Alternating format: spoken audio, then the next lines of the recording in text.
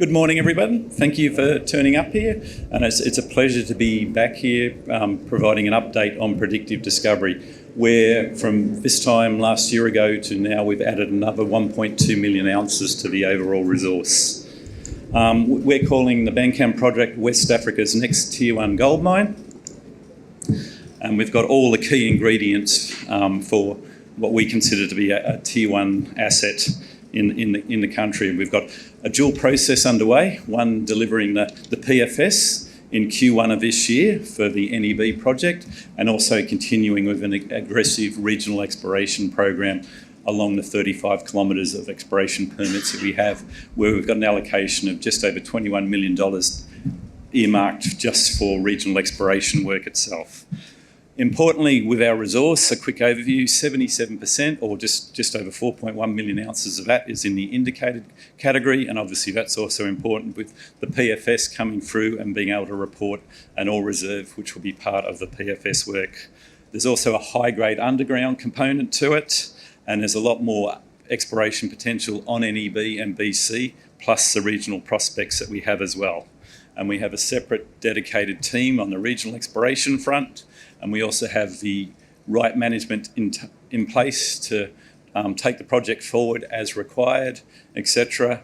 And we're all based basically, with the exception of Brad, everyone else is based in Conakry or up on site at Carusa.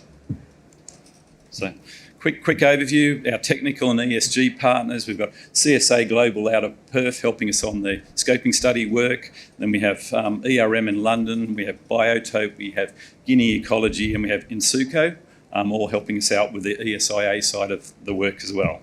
We're covered by 7 different research groups across both the UK and Australia. And we've got well over 30% of our shareholders are institutional holders, with the biggest holders being BlackRock at just under 14%, followed by Capital at just under 10%. So just moving on to the Bankan Gold Project itself.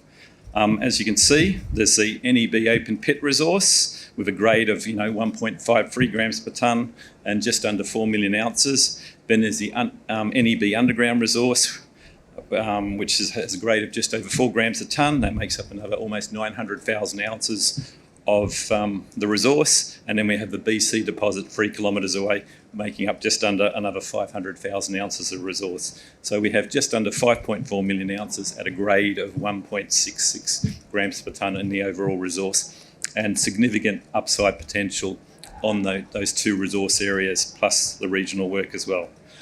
We will be delivering a scoping study in Q1 of this year, and that the PFS and the ESIA work is almost complete, and we'll be releasing that to the market in Q1 of this year.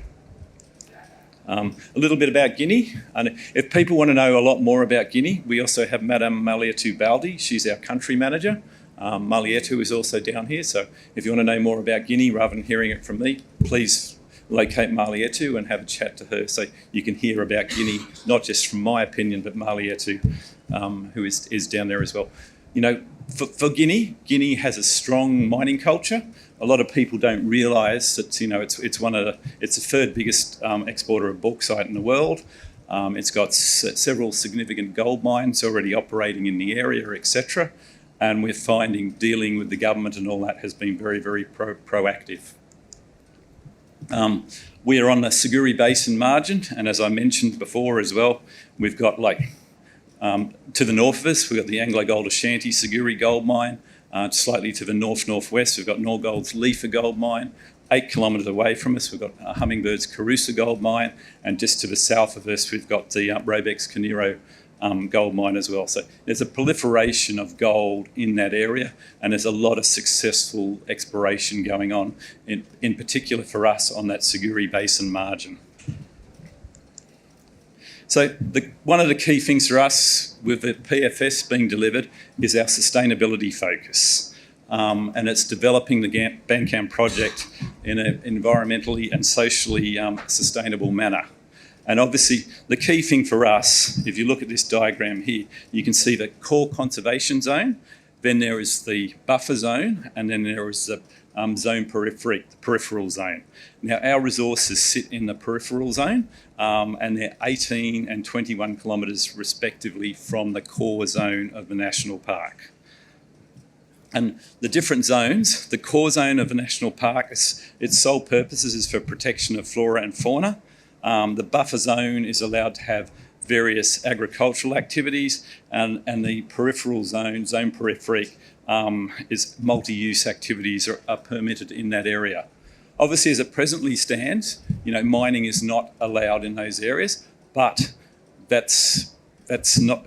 It's a hurdle for us, but it's not unusual, and it's been done before. You deliver the ESIA work, you deliver a sustainable study, etc., and you'll get the positive outcome from that. So that's what will be coming out with the ESIA work and the PSF work that's going on. And while we're doing this work, we're also doing the environmental work, in particular in parallel with the Ministry of Environment and Sustainability, where they have representatives when ERM, biotope, Guinea ecology are on the ground. So none of this is a surprise to them. We provide quarterly updates to the Ministry of Environment and Sustainability as well as to progress, what we've identified in what area, etc. So it's a very, very interactive process for delivering this ESIA work. And we're finding our engagement with the government officials is all very, very positive. This just shows some different photos. The photo on the left, that's in the core zone of a national park, and you can see it's pristine savanna. It's spectacular. Where we are, the photo on the right-hand side is where NEB and BC sit, and it's very, very degraded land, being slash and burn agriculture. There's not much in the way of trees. Trees in the area have generally been cleared for charcoal manufacturing, because charcoal is one of the major fuel sources for cooking across most of Guinea. And we've also got the population centre of Carusa, which is a town of just over 50,000 people, that's also in this peripheral zone of the Upper Niger National Park. So you can see the significant contrast from the core zone of a national park and then 21 kilometres away on the NEB deposit. And now, moving a little bit just quickly onto the NEB deposit, the majority of this resource is now in the indicated category, and you can see on the slide on the left, the red area, that's all indicated mineralisation, and then the green area is where the inferred sits within that resource. Then looking at the slide on the right, the orange area, which is within the optimised pit shell, there's a high-grade core of just over 1.9 million ounces. It's running at a grade of 5.21. And then below that, the purple area, you have the underground high-grade resource, which also continues down at depth. And that is open. Those resources going down the underground are open. We've drilled that down to 1.2 kilometres below surface, down plunge. And our last hole down there still has a significant intercept of 20 metres at over 5 grams, or an internal core of just over 10 grams a tonne. So we know that continues much further at depth. In and around that to the north, we've got the Jembedan pit as well, and we've got numerous other targets in and around the NEB and BC area. Again, this is a smaller BC deposit, 3 kilometres away from NEB. Again, half of this resource now is in the indicated category. And this is also open down plunge to the south and along strike to the south as well. So there's further opportunity to further expand the BC resource as well. The metallurgical test work, it's straightforward met test work, and importantly, up to 54% of it is recoverable by gravity gold. Conventional CIL, crush and grind to a P80 of 75 microns. There's no flotation or any issues like that. It's just straight CIL with a very, very quick leach time as well. And with the gravity recovery being over 54%, that's also exciting because you can reduce the number of tanks you need for CIL recovery, because you're recovering more than half the gold up front as well. So it's just a straightforward, conventional SAG mill, ball mill type operation. Then near resource potential. This is the blue outlines there are basically the NEB resource and the BC resource. And you can see the more recent results that have been reported in those projects, 800 West, just a couple of 100 metres away from NEB. You can see some of those intercepts through there, 9.5 metres at 2.7, 5 metres at 2.5. Then we've got areas down to the south, SB and SEB. Again, the more recent results, you can see grades there of 5, 6, 10, 2 grams a tonne. That's all outside of any resource, and with a little bit more drilling, they can easily be brought into resource for near mine, very, very close to the NEB resource. So that's some of the near mine potential we have. And then most excitingly as well, we've got 35 kilometres of Seui Basin margin. The blue coloured areas are where the main resource sits. There's 5.4 million ounces. Then we've got all these targets on the Seui Basin margin where we're now undertaking quite rapid drilling and exploration, initially at the Argo area and then moving down onto the Saman areas as well. So one area, you've got that small area down the bottom, 5.4 million ounces. All the indications are with doing the right work, there's no reason why you couldn't find significant more additional ounces, and that's why we're very, very confident with our regional growth and why we're calling this West Africa's next Tier 1 gold mine.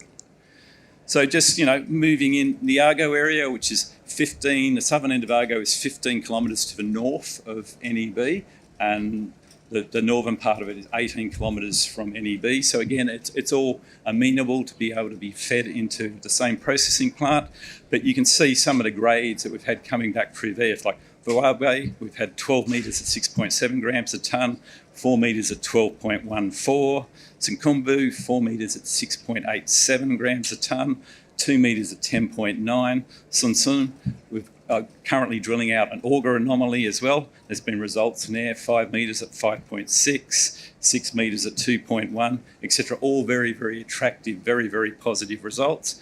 Then we've got Jabata as well. We've got 9 metres at 4.42, etc.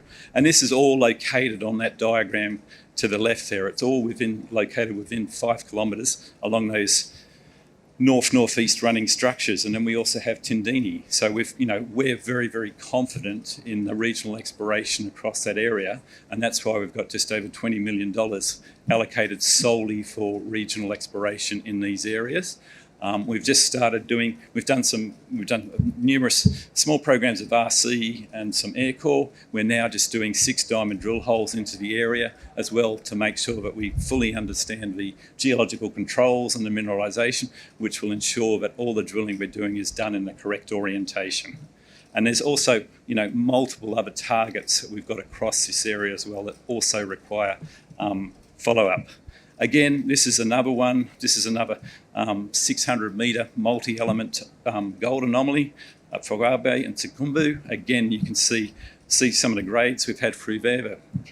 12 metres at 6.7, 4 metres at 4.8, etc. This is still early stage, but it's starting to come together. And again, this is only 15 kilometres away from the main NEB resource.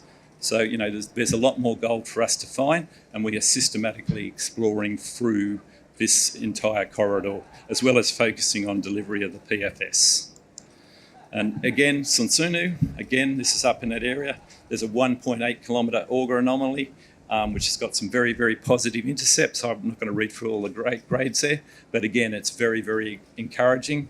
And with more drilling, we'd expect to be at some stage within the next 12 months bringing out some initial resources from these targets 15 to 18 kilometres to the north. So in summary, Predictive Discovery, it's an exploration and development company. Tier 1, we've got the Tier-1 Bankan Gold Project in Guinea. We have a 5.4 million ounce resource at NEB and BC with significant upside on those current resources. 77% of that resource is in the indicated category. We're fully funded for the PFS and the ESIA, which will be completed in Q1 of this year, which will then lead on to the process of applying for the exploitation permit for the project. As I said, when I spoke about, with highly prospective further exploration, along strike, along target, etc. And we've got a very strong management team with the exception of Brad. Everyone else is based in the country as well, based in Conakry or up on site in Carusa. So, we can be very, very responsive and demonstrating to the government that we are very, very proactive and wanting to advance and develop this project to bring it on to be the next gold mine in Guinea in West Africa. With that, I'd like to say thank you.